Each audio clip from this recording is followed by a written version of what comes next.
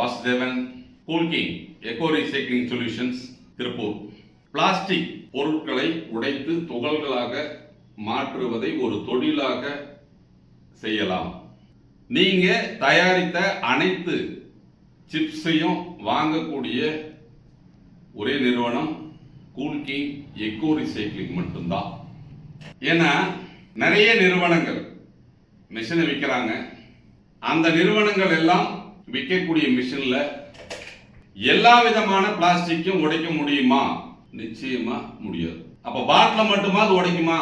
உடைக்கும், ஆனா உடைக்காது. எப்படி அப்படின்னு கேட்டா, வாங்கிட்டு போனா 2 நாள் உடைக்கும், அதுக்கப்புறம் ஒரு நாளைக்கெல்லாம் சேர்ந்து 5 கிலோ ஓடுது, 10 கிலோ ஓடுது அப்படிங்கிற பஞ்சாயத்து இன்னும் மார்க்கெட்ல ஓடிக்கிட்டு தான் இருக்கு.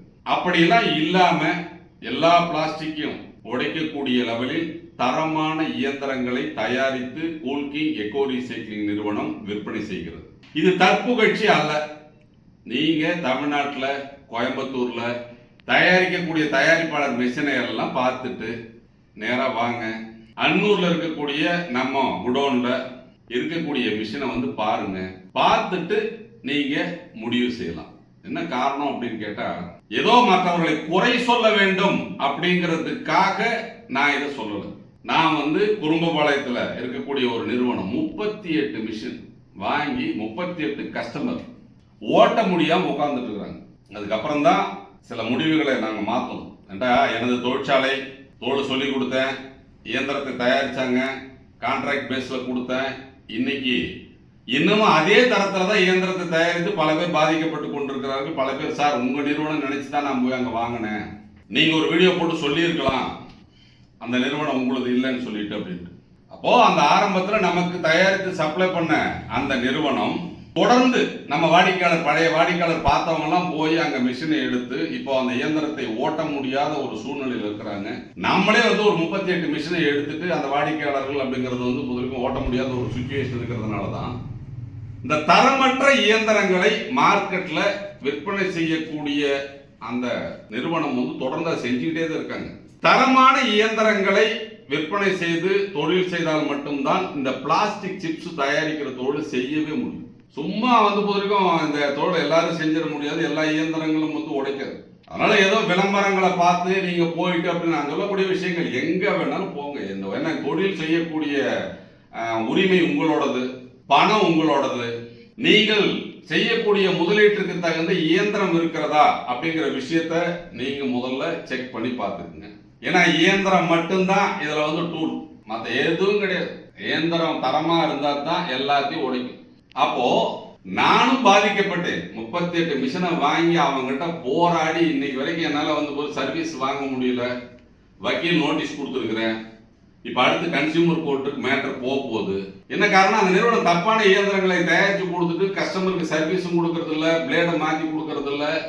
வக்கீல் நோட்டீஸ் கொடுத்தா பதில் நோட்டீஸ் கொடுத்துருக்கான். எனக்கும் பதில் நோட்டீஸ் வந்திருக்குது. எங்க 38 இயந்திரங்களை வாங்கிய வாடிக்கையாளர்கள் பாதிக்கப்பட்டிருக்கிறார்கள். அவர்களுக்கு வந்து காம்பன்சேஷனை வாங்கி கொடுத்தாகணும். அதனால அந்த நிறுவனத்தின் மீது வழக்கு தொடரப்பட்டு அப்படிங்கிறது அந்த இயந்திரத்திற்கு உண்டான விஷயங்கள் அப்படிங்கிறது வந்து நிச்சயமா வரும்.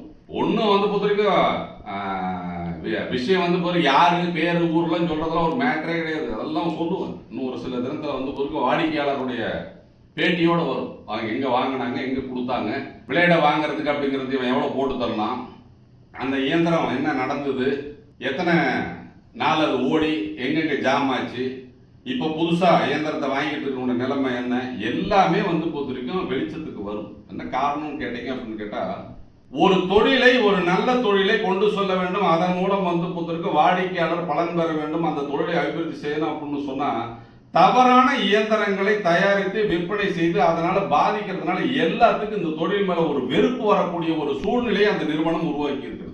அப்ப தரமற்ற இயந்திரங்களை தயாரித்து விற்பனை செய்வதால் இந்த தொழில் மேலேயே எல்லாத்துக்கும் ஒரு வெறுப்பு வரக்கூடிய ஒரு நிலைப்பாடு இப்ப வந்து இருக்கு.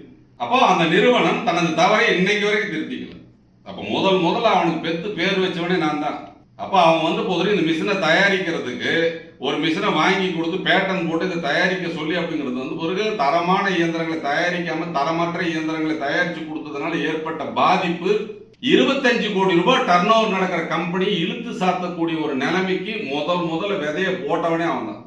அப்படிப்பட்ட ஒரு சூழ்நிலையில தொடர்ந்து மார்க்கெட்ல தவறான இயந்திரம் போயிட்டு தான் இருக்குது. அதனால வாடிக்கையாளர்களே, நான் சொல்லக்கூடிய விஷயம் அப்படிங்கிறது தற்பெருமைக்காகவோ அல்லது பொறுத்த வரைக்கும் அடுத்தவனை போட்டு தள்ளணுங்கிறதுக்காகவோ அடுத்தவன் குடியை கெடுக்கணுங்கிறதுக்காகவோ கிடையாது. பல குடிகளை கெடுத்து பல குடும்பத்தை அழித்து ஒரு நிர்வாகத்தையே முடிச்சு கட்டின ஒரு நிறுவனம் இன்னமும் தவறான இயந்திரங்களை விற்பனை செய்து கொண்டுதான் இருக்கிறது. அந்த வலையில போய் சிக்கி சின்ன பின்னமாயிராதீங்க. மிஷினை நீங்க வாங்கி அதை பண்ணீங்கன்னா எடைக்கு போட்டா கூட உங்களால விற்க முடியாத சூழ்நிலையில தான் இருக்கு. ஏன்டா எடையும் இருக்காது.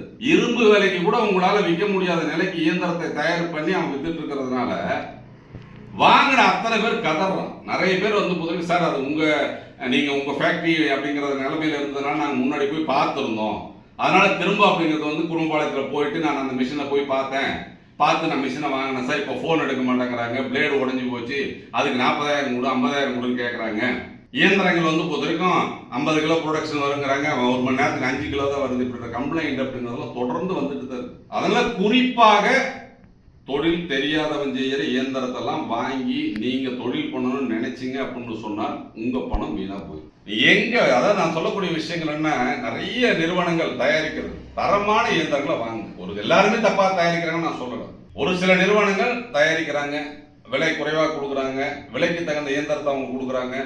அந்த அளவிற்கு அப்படிங்கிறது பொறுத்த வரைக்கும் அவங்க அந்த குவாலிட்டியில அப்படிங்கிறது உடைச்சிட்டு தான் இருக்காங்க. அப்போ நமது நிறுவனத்தின் இயந்திரங்கள் அப்படிங்கிறது முற்றிலும் தரம் மேம்படுத்தப்பட்டவை, அதி நவீனமான அப்படிங்கிறத பொறுத்த வரைக்கும் நம்ம தொழில்நுட்பத்தோட அந்த ஃபேக்டரியில நம்ம அது உருவாகுது, ஹெவியா இருக்குது.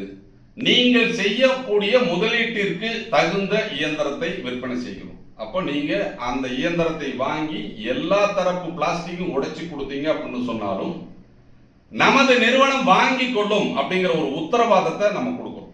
காரணம் என்ன அப்படின்னு கேட்டீங்கன்னு வச்சுங்களேன், கடந்த 34 ஆண்டுகளாக தமிழகத்தில் மக்கள் நன்மதிப்பை பெற்று நடத்தி வந்த எங்கள் குடும்பம் சில சதிகளாலும் சில சூழ்ச்சிகளாலும் சில ஆசிலேஷன் சந்திச்சதை ஒழிய அதை நாங்க பொறுத்த வரைக்கும் எந்த காலத்தையும் தொழிலை விடல. வாடிக்கையாளர் சந்திப்பை நாங்க நிப்பாட்டல, வாடிக்கையாளருக்கு இயந்திரம் கொடுப்பதை நாங்க நிப்பாட்டல. தொழில் தொடர்ந்து நடந்து கொண்டிருக்கிறது. அப்ப என்ன அப்படின்னு கேட்டீங்க அப்படின்னு சொன்னா, ஒரு தொழிலை செய்ய வேண்டும் என்றால் அதற்குண்டான பக்குவத்தையும் அதற்குண்டான பலத்தையும் நாம் மேம்படுத்திக் கொள்ள வேண்டும் என்ற ஒரு விஷயத்தை செஞ்சு நம்ம கூல்கிங் எக்கோ ரீசைக்ளிங் நிறுவனம் இந்தியாவில் தரமா தயாரிக்கக்கூட ஒரு நிறுவனத்தை தொடர்பு கொண்டு அவர்கிட்ட போய் உட்காந்து நமக்கு தேவையான தரமான இயந்திரங்களை நம்ம தயாரித்து விற்பனை செய்யணும். அதனால இந்த பிளாஸ்டிக் தொழில் செய்யணும் அப்படின்னு நினைக்கிறவங்க முதல்ல இயந்திரத்தை பாருங்க, இந்த தொழிலை பத்தி முழுசா தெரிஞ்சுக்குங்க. அதுக்கப்புறமா இயந்திரத்தை வாங்கி தொழில் செய்யறத பத்தி முடிவெடுங்க. எடுத்தோம் கௌத்தம் அப்படிங்கிற லெவலுக்கு ஏதோ ஒரு வீடியோவை பார்த்து நீங்க முடிவை எடுத்தால் நிச்சயமாக அது உங்களுக்கு இழப்பாகத்தான் முடியும். எப்படி? நேர்ல வாங்க, சந்திப்போம். நன்றி, வணக்கம்.